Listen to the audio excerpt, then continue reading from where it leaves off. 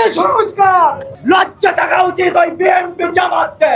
আপনাদের লজ্জা করে না যারা এখনো আওয়ামী লীগের মতো দলকে সাপোর্ট করেন? আপনাদের কি বিবেক নাই? যারা আমার ভাইদের মারছে, দেখেন না আমাদের এতগুলো জনগণ বাসে আরাম করার কথা, থাকার কথা, আমরা রাস্তায় নেমে আসছি। আপনাদের লজ্জা করে না?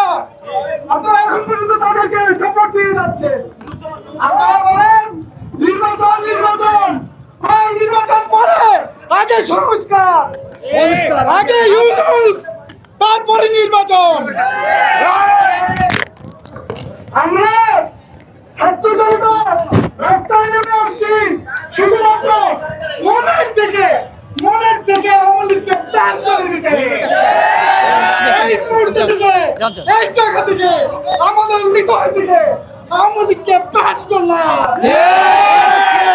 আমাদের হৃদয়ে আমাদের লজ্জা আছে, আমাদের বিবেক আছে। 2000 মানুষকে খুন করেছে, 2000।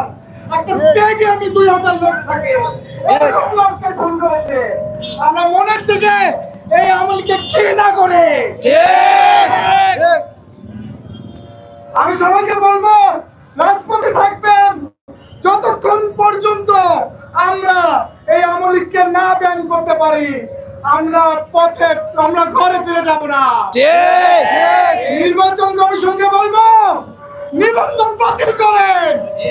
আমি ব্যারিস্টার, আমি ল পড়ছি, আমি আইন জানি। আপনাদের নিবন্ধন আছে, নিবন্ধনের আইন আছে, সেখান থেকে বাতিল করেন। 24-এর এই গণহত্যার পরে ওই খুনি শেখ হাসিনার রাজনৈতিক কোনো ভিত্তি থাকতে পারে না। আমরা বলতে চাই এই বাংলাদেশে 24-এর গণহত্যায় যে 2000 ভাই রক্ত দিয়ে শহীদ হয়েছে, যে 25,000+ ভাই আজকে আহত হয়ে হসপিটালে কাতরাচ্ছে, সেই আহত নিহত পরিবারদের পক্ষ থেকে বলছি এই বাংলাদেশে আওয়ামী লীগকে আর পুনর্বাচিত হতে দেব না আমরা। লজ্জা থাকা উচিত ওই বিএনপি জামাতকে, যারা কথায় কথায় বলে যে এটা নাকি রাজনৈতিক সিদ্ধান্ত, ভোটের মাধ্যমে নাকি আওয়ামী লীগকে নিষিদ্ধ করতে হবে। লজ্জা থাকা উচিত তোমাদের। তোমরা কি করে এই কথা বলো? কি করে নিজের শহীদ ভাইদের রক্তের উপরে দাঁড়িয়ে এই বেইমানি তোমরা করতে পারো? আমরা জাতীয় নাগরিক পার্টি বেইমান না।